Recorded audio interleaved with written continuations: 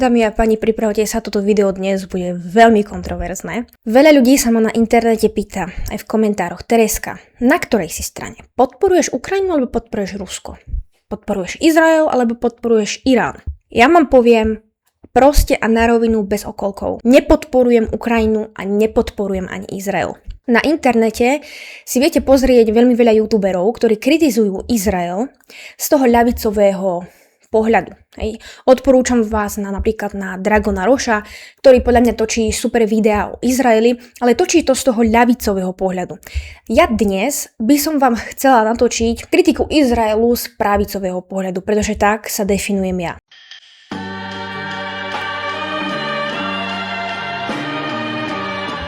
Do tohto videa musíte ísť s dvoma premisami. Prvá je tá, že medzinárodné právo a svetový poriadok tak, ako ho poznáme dnes, je skončené, je zničené. Momentom, kedy USA a Izrael zaútočili na Irán a kedy Rusi vpustili svoje vojska na Ukrajinu, sa svetový poriadok a medzinárodné právo úplne zdiskreditovali a úplne vymazali. OSN je podľa mňa organizácia, ktorá je absolútne zbytočná a naozaj ničomu nepomáha a nič nedokazuje. Vidíte to sami. Druhou premisou, ktorú musíte mať na pamäti, je to, že v tomto videu budem hovoriť ja vám svoje názory. Budem vám prezentovať aj fakty, zareagujeme si aj na pár videí, na pár udalostí, ktoré sa stali v posledných časoch, ale bude to stále moja interpretácia a chcem, aby ste to tak aj brali. Ja vám nehovorím, že musíte si myslieť to isté, iba vám poviem to, čo si myslím ja. Dobre, začneme pekne po poriadku. Prečo nepodporujem Ukrajinu? Moje dôvody sú 3.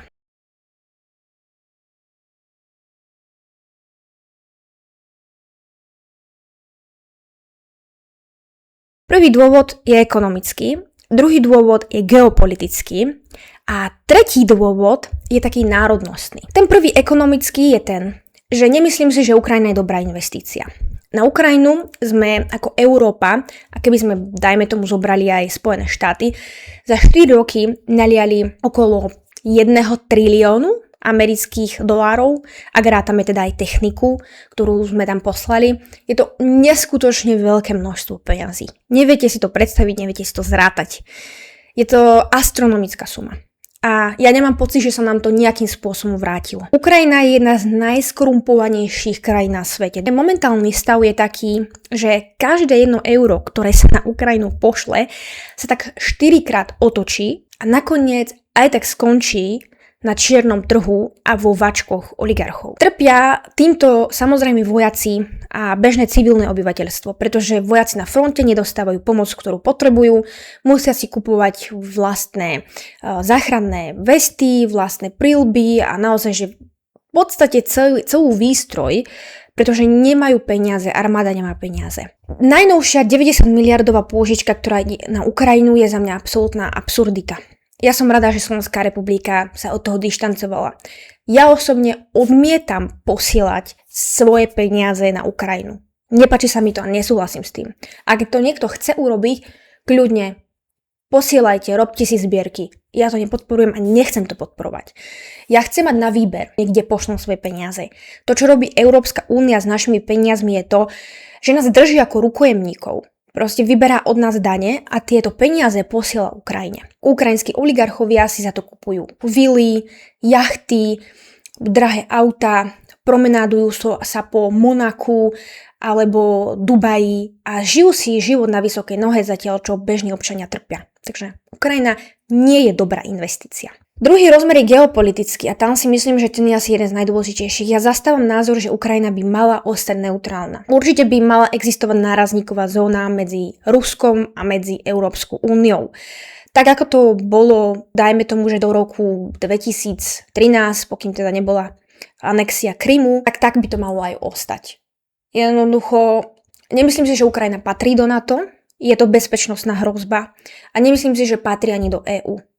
Vidíte teraz, nalieli sme tam 1 000 000 eur a ako sa nám odvďačili, zastavili nám ropu, zastavili nám plyn, vyhrážajú sa Slovensku a Maďarsku inváziou do našich krajín. Zelenský sa vyhráža Orbánovi, že na neho pošle vlastnú armádu, že na neho spácha atentát. Mimochodom, taká moja osobná konšpirácia, podľa mňa atentát na Fica bol tiež sprostredkovaný ukrajinskými tajnými službami. Ale nemám to ako dokázať, takže to ostáva v rovine mojej konšpirácie. ale Cintula bol veľkým podporovateľom NATO aj Ukrajiny. To treba mať na pamäti. Preto je podľa mňa veľmi dôležité, aby sme zachovali tú neutralitu Ukrajiny a myslím si, že tam to aj smeruje. Ľudia a vojaci, ktorí bohužiaľ umreli v tejto bratovražednej vojne, skončia tak, ako začali. Veľa mňa neutrálni. A ak sa aj Ukrajina niekedy dostane do Európskej únie, čo určite nebude v dohľadnej dobe, tak si myslím, že dovtedy tá krajina bude v devastačnom stave, bude to ešte horšie, ako to je teraz a zmení sa to možno na nejakú teroristickú bunku, ktorá je rozdelená, podelená na rôzne časti a bude to totálny rozpad tej krajiny.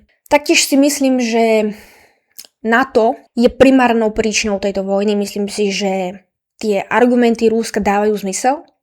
Nemyslím si, že úplne ospravedlňujú tú samotnú inváziu, ale určite dávajú zmysel. A čo sa týka tretieho pohľadu, ktorý som povedala, národnostný, je ten, že Ukrajina má veľmi veľa spoločné s Izraelom. Pretože, ako si povieme ďalej v tomto videu, Ukrajinci do veľmi veľkej miery prispeli k vzniku moderného štátu Izrael. A to vám nikto nehovorí. Je tam ten rozkol, dlhobudovaný rozkol medzi Slovanmi v Rusku a medzi sionistami, teda ruskými, dajme tomu sionistami. Toto vyvrcholilo v podstate vytvorením samotnej Ukrajiny a následne aj tej invázie. Prečítame si tu teraz takýto článok, ktorý má nápis Židia a židovská etnopolitika v nezávislej Ukrajine v časoch mieru a v časoch vojny.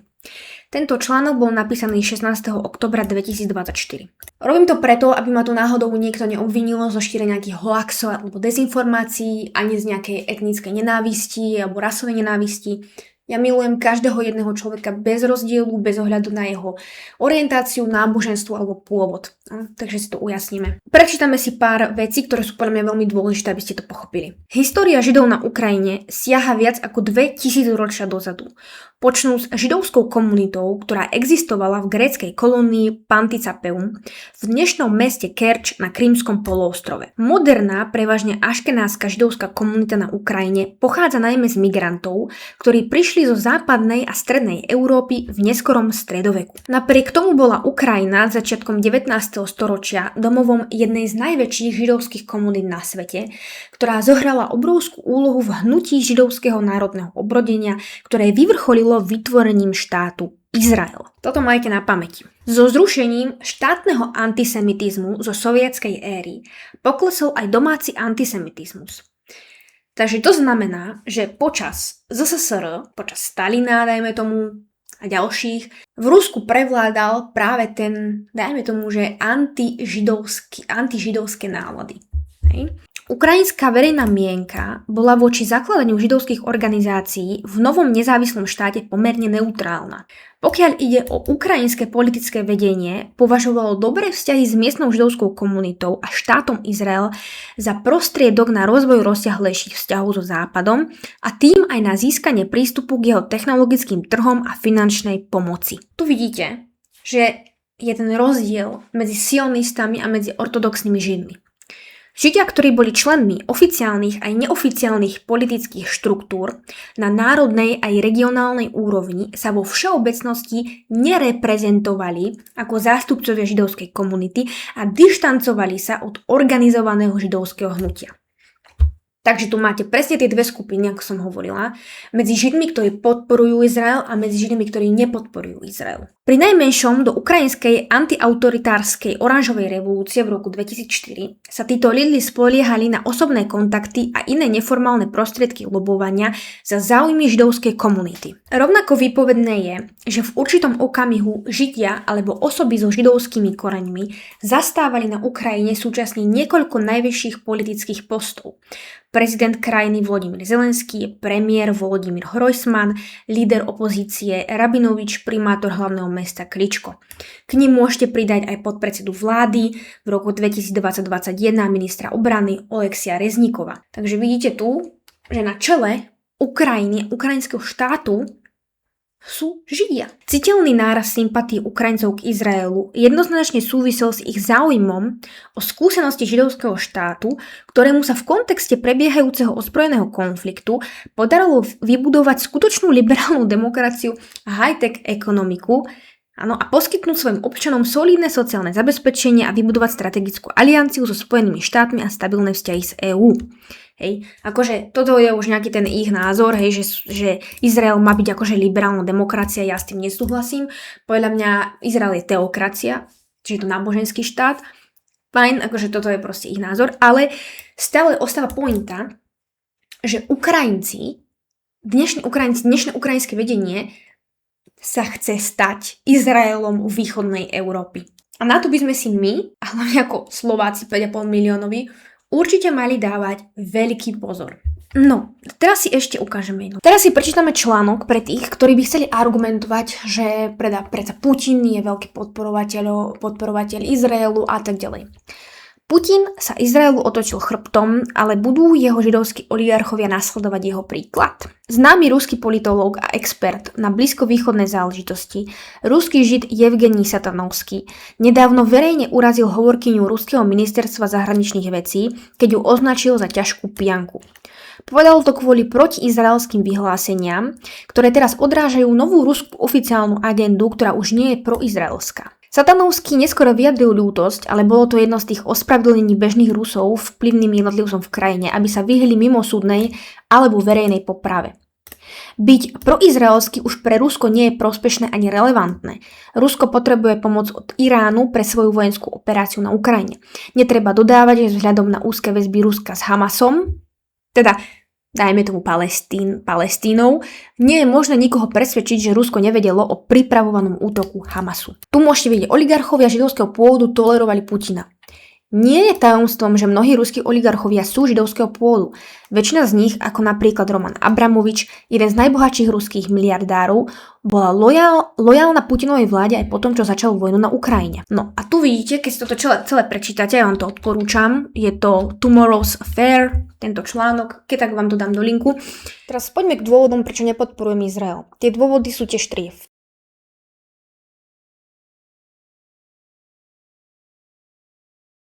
V prvom rade je to náboženský rozmer, v druhom rade je to morálny rozmer a v treťom rade je to politický rozmer.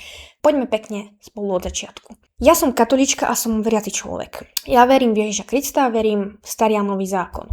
Snažím sa podľa toho žiť, ale nesnažím sa ľudí príliš presviečať a nesnažím sa ľuďom príliš pchať do tváre, že som morálne nadradený človek, alebo že takto by to malo byť v politike, alebo že takto by to malo byť aplikovateľné na celú spoločnosť. Ja sa snažím žiť podľa toho, čo verím, ale nesnažím sa to tlačiť na iných ľudí. To je akože môj osobný názor. Teraz mnohí ľudia budú so mnou nesúhlasiť a budú mi protirečiť, že predsa hento, tamto, ono. OK, berem. Vám sa to nemusí páčiť. Avšak, rozdiel medzi katolíkmi a rozdiel medzi židmi je v tom, že židia zavrhujú Ježiša Krista. Neveria, že Ježiš Kristus je Boží syn, neveria, že bol spasiteľ, považujú ho za farizeja a v podstate za nejakého odvrhlíka. Na základe v podstate tejto premisy oni samých seba označujú ako za priamych potomkov Abraháma, lebo Abraham je postava zo starého zákona. Avšak nepáči sa mi a mnohí ľudia si mýlia, že dnešní obyvatelia Izraelu nie sú skutočnými semitmi. Pretože títo ľudia boli presídlení po druhej svetovej vojne z Európy a po holokauste práve na územie dnešného Izraelu, ktorý bol predtým Palestína.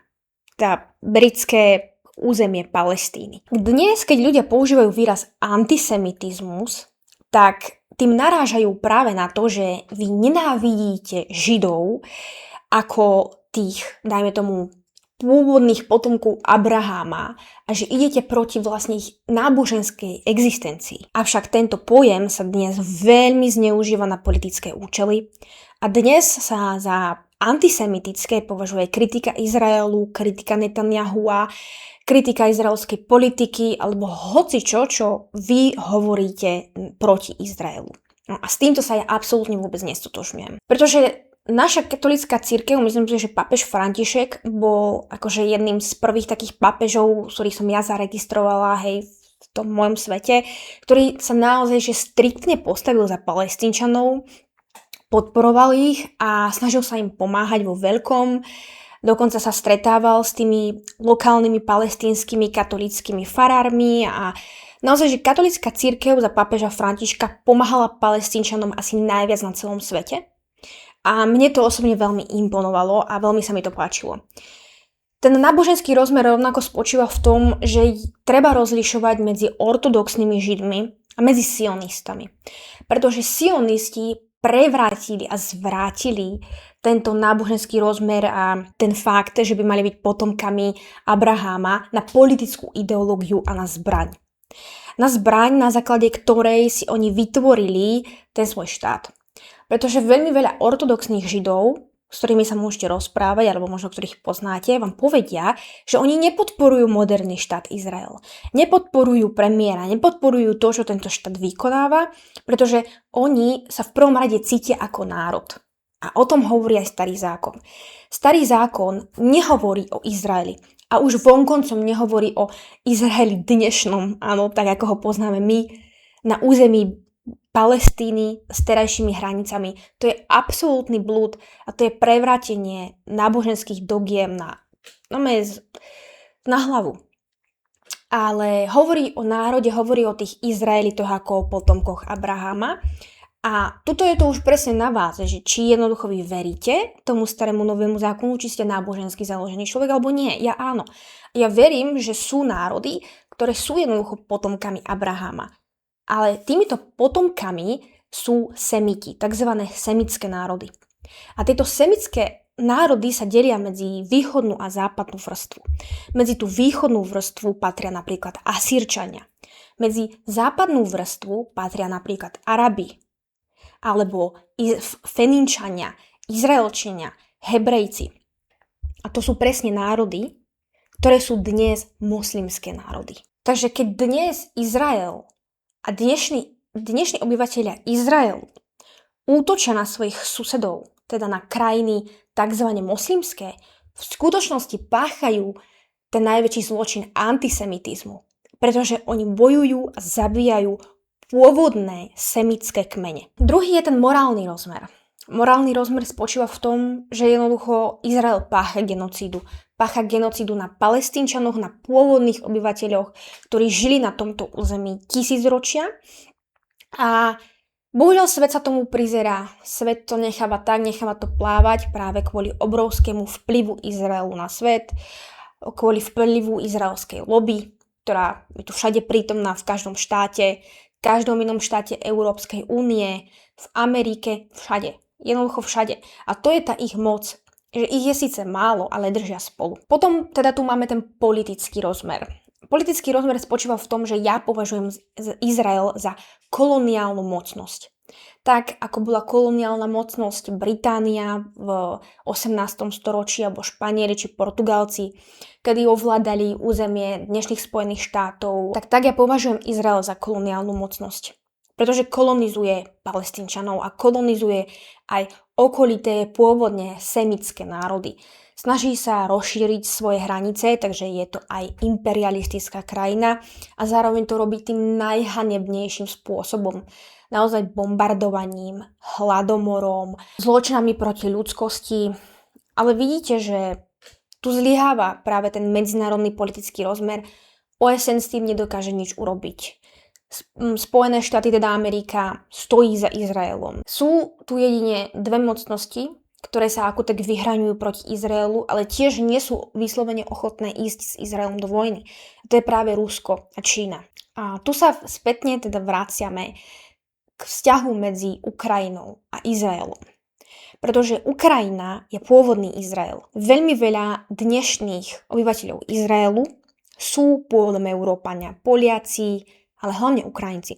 V 19. storočí bola na Ukrajine najväčšia židovská komunita, ktorá následne prispela k židovskému národnému obrodeniu, ktoré viedlo k vytvoreniu dnešného Izraelu. Ale tu nastáva jeden háčik, ktorý sa nedozviete, a to je ten, že mnohí by ste si pomysleli, že fajn, Tereska, ale nie sú Ukrajinci teda náhodou pôvodom Rusi a nie sú teda hlavne títo dnešní obyvateľia Izraelu teda najviac Rusi. Nemýlili by ste sa úplne. Avšak tu nastáva ten rozkol. Pretože v Rusko je etnicky zložené zo strašne veľa rôznych národností a národnostných menšín. Vždy v Rusku bol boj medzi Židmi a medzi Slovanmi.